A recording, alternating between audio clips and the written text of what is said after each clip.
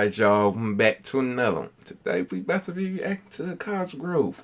It was there for us to see all along.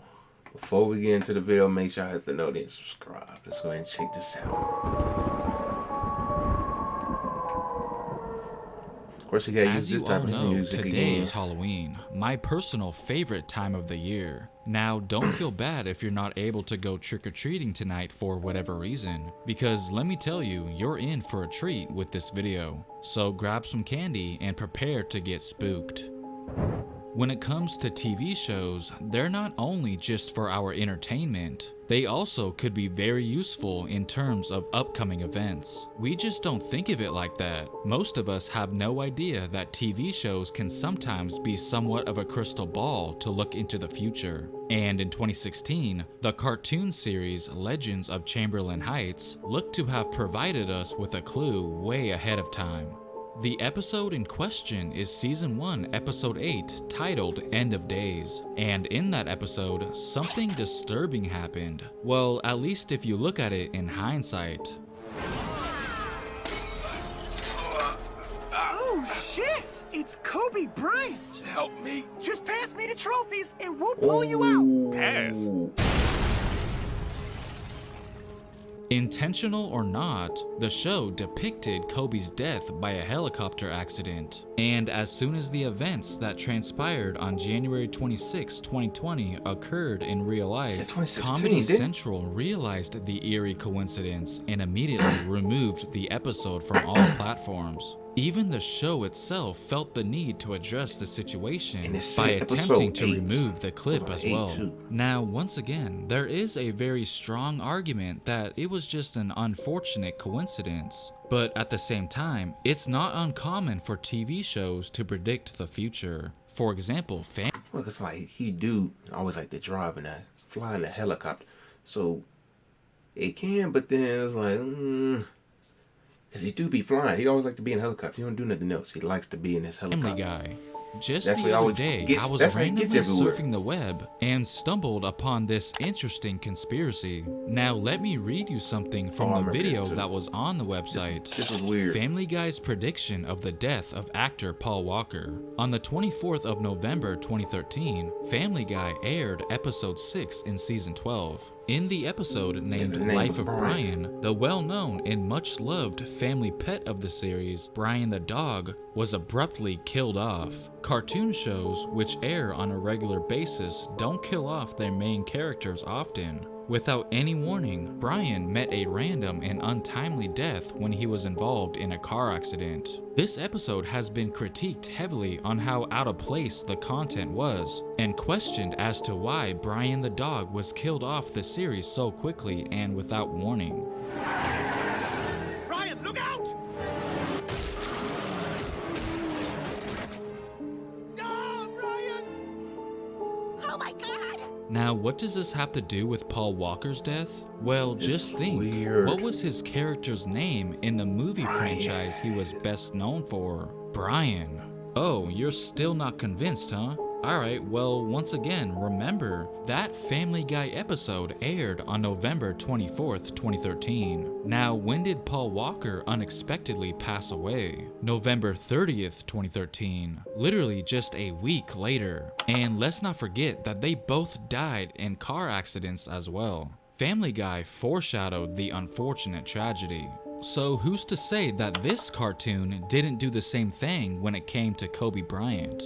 I mean, we can't be afraid to ask questions. This is absolutely bone-chilling if you ask me. Weird.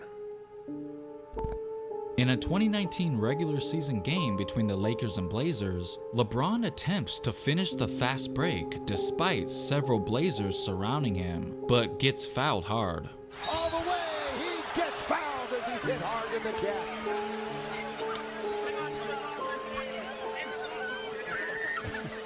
Now, for a split second, he did a pretty good job playing dead, but we all quickly realized that he was just joking around.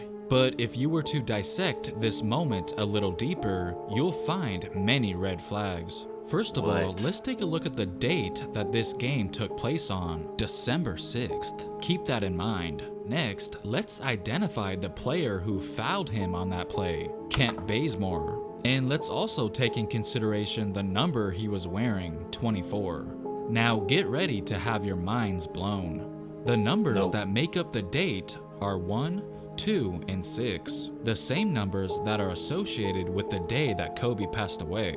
All you have to do is move the slash mark over. Now, what are Kent Bazemore's initials?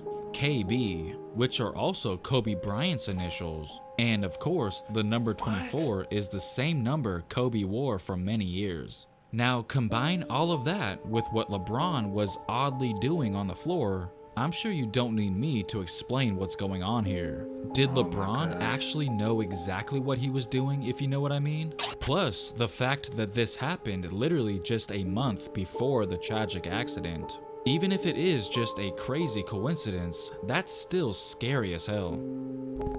Every single basketball fan has at least seen highlights of Kobe's most famous performance, where he dropped 81 points back in 2006. But do you happen to know the exact game that was for the Lakers that season?